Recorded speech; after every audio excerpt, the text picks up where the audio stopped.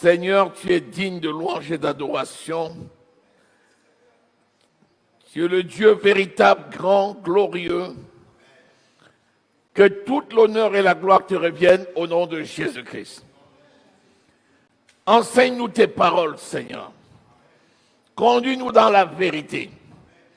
Révèle-nous les secrets du succès. Et que toute l'honneur et la gloire te reviennent. Dans le nom précieux du Seigneur Jésus-Christ, nous avons prié. Amen. Tout le monde veut réussir, n'est-ce pas? Tout le monde a envie de réussir, n'est-ce pas? Voilà. Donc aujourd'hui, nous allons toucher le secret du succès. Quand on dit succès, c'est le succès à tous égards. Alléluia. Lisons Josué au chapitre 1, verset 8. Avant de lire, je vais te dire quelque chose d'important. Lorsque tu veux avoir un impact dans un environnement, l'impulsion doit partir d'où? Pour avoir un impact dans un environnement, l'impulsion doit partir de ton cœur. Tout ce que tu peux faire sur cette terre doit d'abord être pensé. Lorsque c'est pensé, c'est validé. Lorsque c'est validé, c'est acquis. Lorsque c'est acquis, l'action va suivre. Donc l'évolution est toujours dans un sens. Vous savez, le Seigneur Jésus nous a appelés. Il nous a donné sa parole. Ensuite, il a pris le soin de dire lui-même que c'est l'Esprit de Dieu qui témoigne à notre esprit que nous sommes enfants de Dieu. Tu ne peux agir comme enfant de Dieu que parce que l'Esprit de Dieu a confirmé à ton esprit que tu es enfant de Dieu. C'est dans le secret de ton esprit que tu as la conviction que tu l'as réellement reçu. Ce n'est pas ce qui se passe au vu de tout le monde. Ce n'est pas la parole que quelqu'un t'a dit. Ce n'est pas le milieu où tu es. Mais c'est dans le secret de ton cœur que tu vas être convaincu par le Saint-Esprit que tu es réellement enfant de Dieu. Alléluia. Ça, c'est le premier point. Le deuxième point, lorsque tu es convaincu que tu es enfant de Dieu, rien ne peut plus t'empêcher de le dire. Rien ne peut plus t'empêcher de le témoigner. Rien ne peut plus t'empêcher de l'affirmer. Rien ne peut plus t'empêcher de crier. Alléluia. Donc ça commence dans le cœur et ça va jusqu'aux extrémités de la terre. Il dit, restez à Jérusalem. J'enverrai sur vous ma puissance. Le Saint-Esprit qui viendra sur vous. Premièrement, il vous convaincra. Il vous convaincra. Acte 1:8. Il vous convaincra que vous êtes enfant de Dieu. Et ensuite, tu rendras le témoignage que tu es enfant de Dieu par la puissance du Saint-Esprit où? À Jérusalem, en Judée, en Samarie et jusqu'aux extrémités de la terre. Il n'y a aucun impact que tu peux avoir dans l'environnement si cela ne naît dans ton cœur. Donc, quand on a envie de changer les choses, de révolutionner les choses, la révolution doit commencer dans ton esprit. Toute révolution qui commence à l'extérieur ne peut jamais avoir un impact par toi. La meilleure des révolutions, c'est celle qui naît dans l'esprit de l'homme et qui, à partir de l'homme, impacte les autres. Est-ce que tu es là? Lisons Josué 1, verset 8. Que ce livre de la loi ne s'éloigne point de ta bouche. Médite-le jour et nuit pour agir fidèlement selon tout ce qui est écrit, car c'est alors que tu auras du succès dans tes entreprises, c'est alors que tu réussiras. Voilà. Donc, première chose, la parole qui est révélée dans ton esprit. Tu commences ta méditation dans ton esprit. Et cette méditation qui commence dans ton esprit va maintenant pouvoir, à partir de ton esprit, avoir un impact, le succès commence à l'intérieur, avant de se manifester à l'extérieur.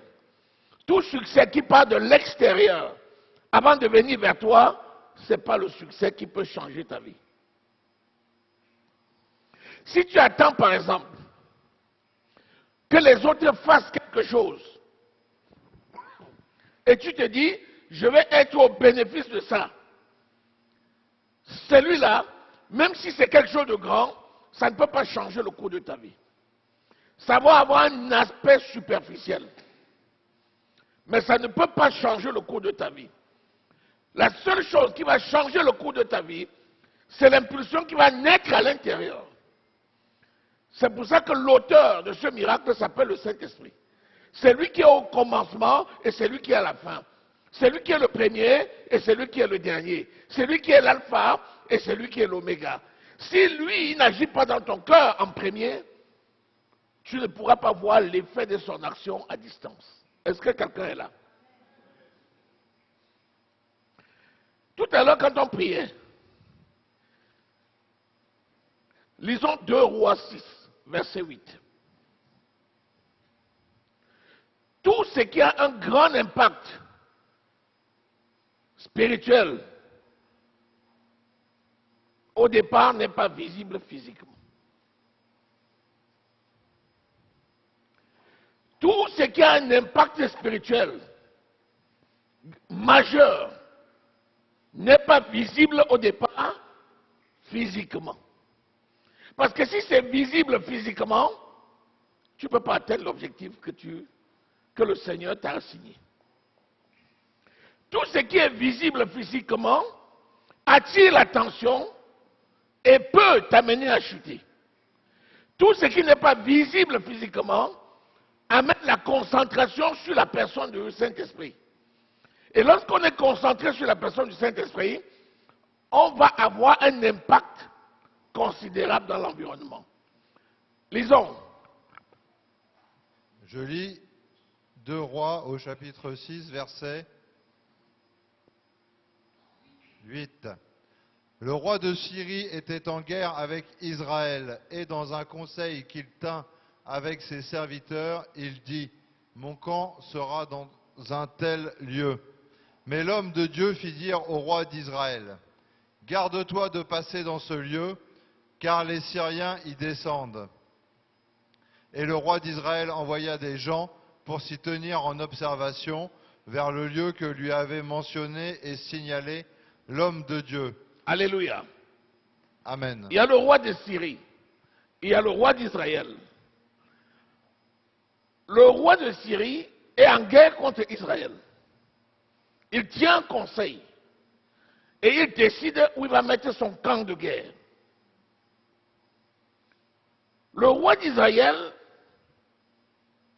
reçoit la visite d'Élisée le prophète, qui n'était pas avec le roi de Syrie, mais qui s'appelle le prophète.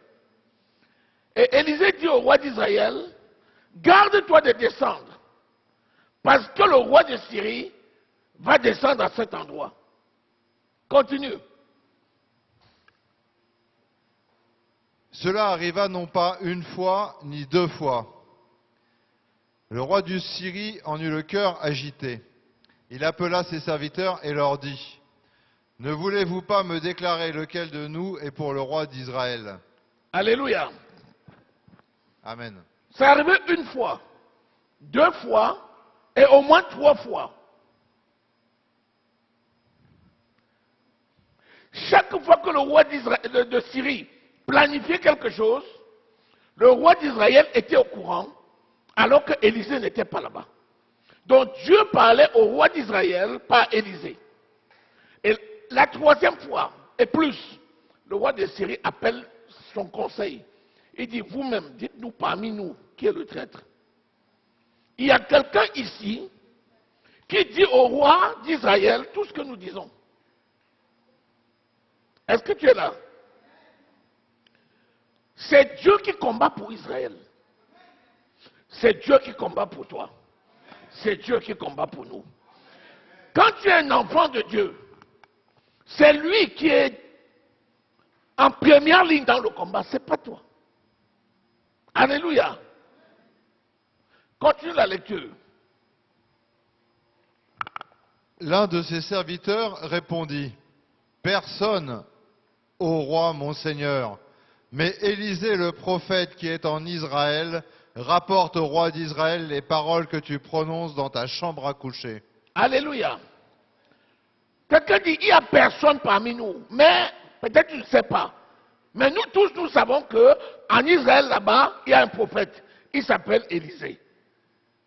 Il dit tout ce que nous faisons au roi d'Israël. Parce que rien ne lui est caché. Est-ce que tu es là? Est-ce que tu es là? Le combat que nous menons n'est pas un combat physique. C'est un combat spirituel. Dieu aime toute sa créature, y compris ceux qui nous combattent. Dieu aimait les Syriens. Et Dieu voulait amener les Syriens à comprendre qu'ils ne peuvent pas combattre Israël parce qu'Israël est choisi de Dieu. C'est pour ça que Dieu donnait la révélation aux Syriens qu'il n'y a rien qu'ils peuvent faire qui sera caché.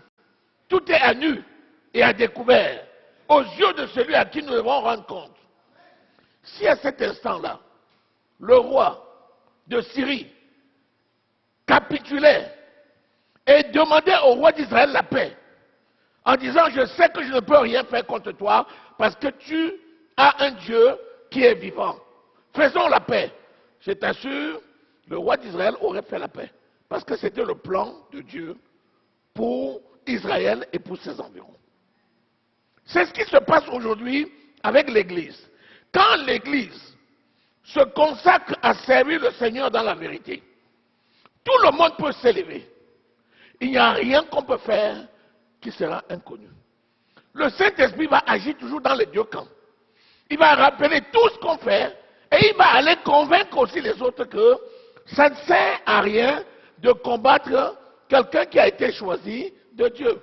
Un enfant de Dieu, c'est un élu, selon l'élection de la grâce. Tu ne peux pas le combattre. Est-ce que tu es là? Continuons la lecture. Et le roi dit, « Allez et voyez où il est, et je le ferai prendre. » On vint lui dire, « Voici, il est à Dothan. » Et il y envoya des chevaux, des chars et une forte troupe qui arrivèrent de nuit et qui enveloppèrent la ville. Maintenant, Dieu a permis qu'ils connaissent où se trouve Élisée. Je vous ai dit pourquoi. Et lui, au lieu de se repentir et de demander la paix, il dit maintenant, même si lui connaît tout ce que nous disons, dites-moi où il se trouve, puisque vous êtes au courant. J'enverrai le faire prendre. Alléluia. Alors ils sont venus, Élisée était à l'intérieur, et ils sont venus avec les chars, et ils ont entouré partout où Élisée était, en disant, il ne pourra pas nous échapper. Alléluia. Continue la lecture. Le serviteur de l'homme de Dieu se leva de bon matin et sortit. Et voici une troupe entourait la ville avec des chevaux et des chars. Et le serviteur dit à l'homme de Dieu, « Ah, mon Seigneur, comment ferons-nous » Élisée était encore en train de se reposer. Comme c'est d'usage, son serviteur Géasi s'est levé tôt le matin pour faire son travail. Le maître a certainement passé toute la nuit à prier. Au petit matin, il est encore dans le repos. Le serviteur se lève pour voir comment il peut apprêter quelque chose pour son maître. Et dès qu'il sort, il voit que la colline est remplie de chars, de chevaux, et il dit, mais comment on va faire? Et il dit quoi, maître? Vas-y. Que ferons-nous? Maître, que ferons-nous? À moins il est sage. Il demande ce qu'on va faire. Alléluia. Continue la lecture. Il répondit, « Ne crains point, car ceux qui sont avec nous sont en plus grand nombre que ceux qui sont avec eux. » Maintenant, tu vas fluoter ça. Tu vas fluoter ça dans ta Bible. Ne crains point parce que quand tu dis à quelqu'un, n'aie pas peur, mais dis-lui pourquoi il ne doit pas avoir peur. Ses yeux ont vu des chars, ses yeux ont vu des chevaux, ses yeux ont vu des armées puissantes les entourer, et ses yeux ont vu qu'il était lui et son maître, eux deux, et c'était tout. il y avait que Élisée et Géasi. Tout autour, il y avait toute une armée. L'armée d'Israël n'était pas là. Et le roi d'Israël n'était pas là. Puisque Élisée lui avait dit de ne pas descendre. Alléluia. Mais il lui dit, n'aie pas peur. Celui qui est avec nous et ceux qui sont avec nous sont plus nombreux que ceux qui sont contre nous. Retiens ça. Les anges de l'Éternel campent autour de ceux qui le craignent. Et il les délivre du danger. Et il les délivre du danger. Il les délivre du danger. Géasi ne pouvait pas apprendre le travail auprès d'Élisée efficacement si l'armée d'Israël était autour chaque jour. Il allait compter sur l'armée d'Israël. Mais Dieu dit non, je ne veux pas l'armée. Toi et ton maître, vous deux. Physiquement, vous êtes deux. Mais spirituellement, ceux qui sont avec nous sont plus nombreux que ceux qui sont contre nous. Je veux que tu notes ça. C'est ça la vérité spirituelle. Si cette vérité spirituelle n'était pas d'actualité, nous on serait morts. Les gens ici m'ont dit être dévorés comme ça, comme on mange, je veux prendre la tête, je veux prendre les pieds.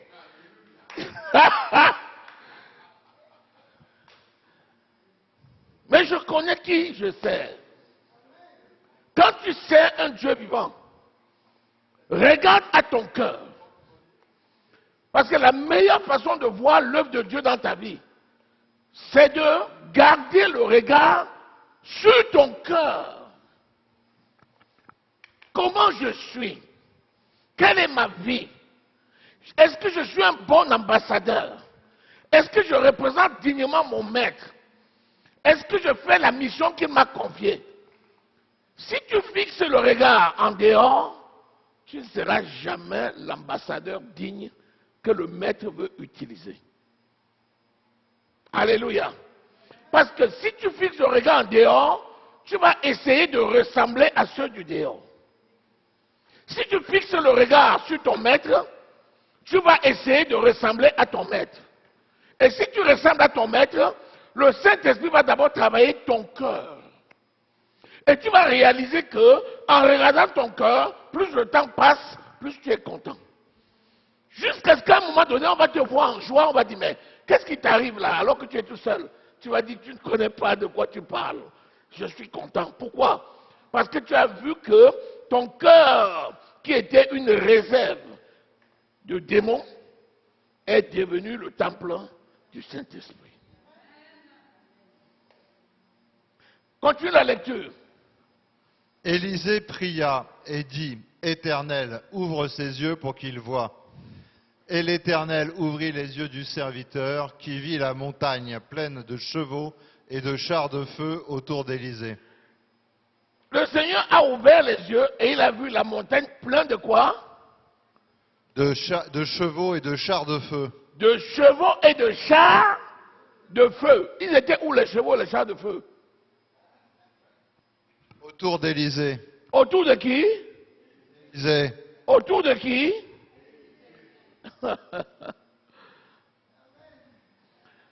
Il servait son maître, mais l'heure n'était pas venue. Il y a un moment où l'Esprit va ouvrir tes yeux. En temps convenable. L'Esprit va te faire passer dans une autre dimension. Si tu n'es pas quelqu'un capable d'aimer ton cœur, sans que les visions, sans que les songes ne viennent, tu ne peux pas recevoir les visions et les songes. Et aimer ton cœur, c'est voir la parole de Dieu dominer sur ton esprit. Et chaque jour, pleurer devant le Seigneur lorsque tu manques à un devoir. Et dire, Seigneur, change ma vie. Je veux te ressembler.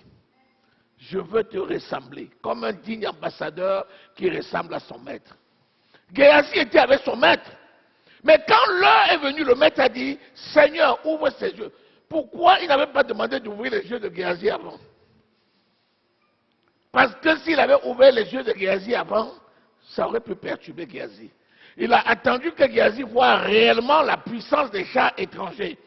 Il a alors ouvert et ils ont vu que tout cela c'était autour de Élisée. Donc Dieu dresse une muraille de feu autour de ceux qui le crient. Et il les préserve du danger. C'est pour ça que les gens peuvent lutter contre toi. Ils te feront la guerre, mais ils ne te vaincront pas. Pourquoi? Parce qu'il y a une muraille de feu qui fait fondre tous leurs armes. Tout ce qu'on peut lancer, ça fond. Ça tombe comme ça. Ça se liquéfie. On arrive avec courage. On fléchit les genoux. Il dit, tous ceux qui te poursuivent pour détruire tes chairs, ils chancellent et tombent sous ton pouvoir. Tel est l'héritage des saints dans la lumière. C'est ça qu'il faut noter. Parce qu'on dit que la personne tombe sous le pouvoir, mais c'est la suite de la phrase qui est la plus importante. C'est l'héritage des saints dans la lumière. Amen. Est-ce que tu es là? Donc, si c'est l'héritage des saints dans la lumière, c'est ton esprit qui est le plus important. Garde ton cœur plus que toute autre chose. Proverbe au chapitre 4, verset 23. Car de ton cœur coulent les sources de vie. Garde ton cœur plus que tout autre. Tu es le gardien de ton âme. Tu es le gardien de ton cœur. Avec l'épée de l'esprit qui est la parole de Dieu, tu veilles sur ton esprit, en sorte que rien ne vienne polluer ton esprit qui est devenu le temple du Saint-Esprit. Alléluia. Alléluia. Lisez Luc au chapitre 2. Lisez à partir du verset 9. Même à partir du verset 7 si vous voulez. Marie n'avait rien demandé. Hein. Elle n'avait rien demandé au Seigneur. Quand l'ange est venu lui dire, tu as été choisi.